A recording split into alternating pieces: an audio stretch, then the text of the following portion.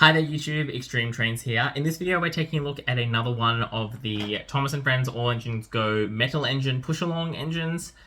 One of these days I'm going to work out what they're called. This one here is the first engine from the original Steam team.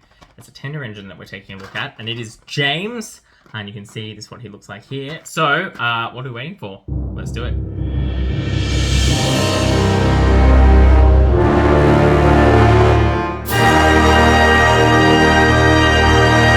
Alright, here is James, which is interesting, mainly because, you know, compared to the role that Gordon plays in All Engines Go versus James, who really doesn't do much in a lot of the episodes, I do think it's a bit strange that James is released in the wave 1 of these toys, but Gordon is released in wave 2. So from a marketing perspective, I don't quite understand. I mean, I know James is a popular character, but they kind of killed him from AEG, so like, anyway, whatever.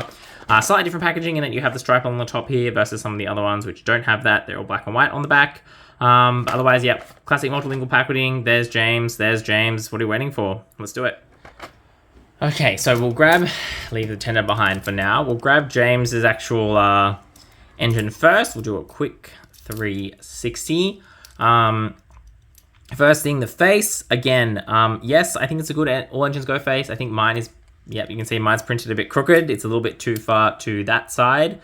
You can see like the distance between the nose and the eyes is not quite right. Does it look exactly like the packaging? No. I feel like a lot of these faces have been based on like the preliminary concept art of the faces, not what the faces have actually end up looking like in the show.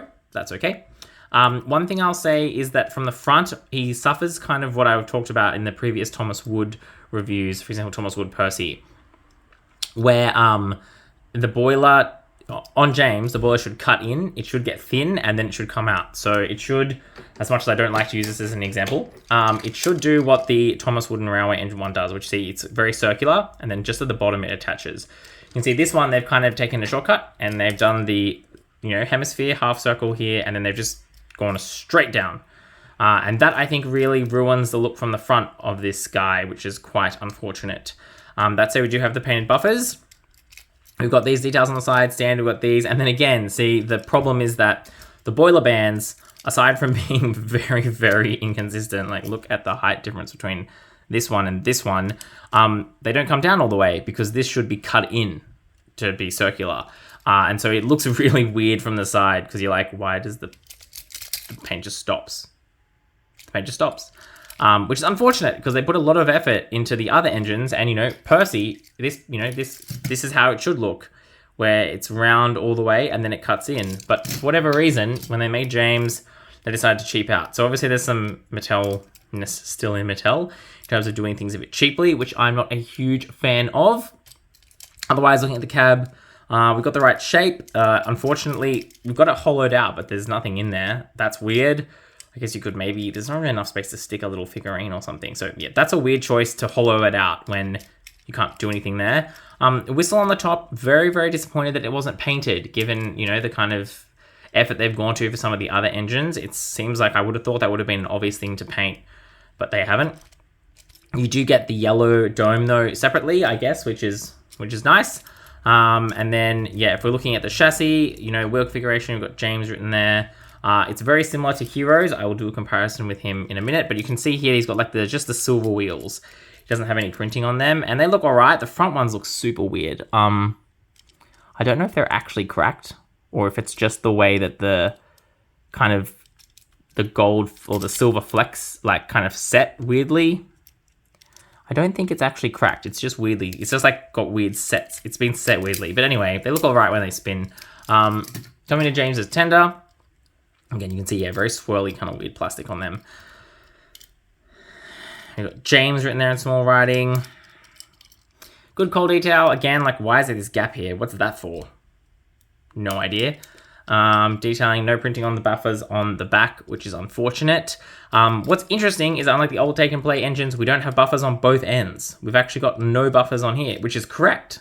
But weird, because if we couple them together and do a comparison to Hero, who I've already reviewed on this channel, you can see he has the buffers on both ends. So why did they take it out for James? Or why didn't they take it out for Hero is my question.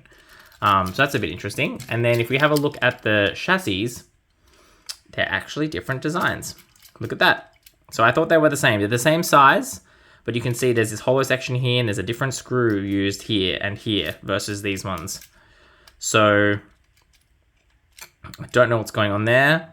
The chassis for the tenders, the bottom part is the same, but the top shell is obviously different. And yeah, weirdly, they put the buffers on the front for Hero and not for James. So it's a weird time to decide to be accurate. So that's what James looks like there. If we come in and put Thomas, I mean, I think this is the correct difference. Like this is the size difference it should be in all of them. Obviously in CGI, James was a lot bigger, which he shouldn't have been. And in this show, in AEG proper, he's actually a lot bigger. But I think this is the correct size difference. This actually looks not weird. This looks quite good, actually. It's just unfortunate that it seems like James is probably the worst of all of the engines. And again, it's even more frustrating because they've shown they can do it. They do it with Hero. See how he's got the round boiler that kind of curves under, and it's got the printing all the way around. So they can do it. They just chose to cheapen out on James, which is unfortunate because he is, you know, one of the classic core characters from Thomas and Friends. In terms of a price, again, this one is the same. I think I got it for slightly cheaper. I think I might have got it for $9 or $10 because it was on special, but then I had to pay to ship it from New Zealand to Australia. So it ended up being about the same price as I would have paid if I bought him off the shelf. I have not seen James in store. I have not seen seine in store. I have not seen Kenji in store or online anywhere. So it seems like they are either only maybe there's one of them in a box with lots of Carlies, or they're just very, very popular and they're selling out super quickly. So who knows? But otherwise, that's all my thoughts on James. A bit of a letdown. Looks good compared to the other engines as a group, but individually definitely lacks the detail and the finesse that some of the other engines in this range, which have had quite good detail and quite good finesse, have had. So yeah, bit of a mixed bag, this one. Not as happy with it as I am with some of the other engines in this line. But that's obviously all we got time for. Thanks for watching this video. Don't forget there's cool things to do on YouTube. Like, subscribe. Let me know your comments down below. This is Extreme Trains.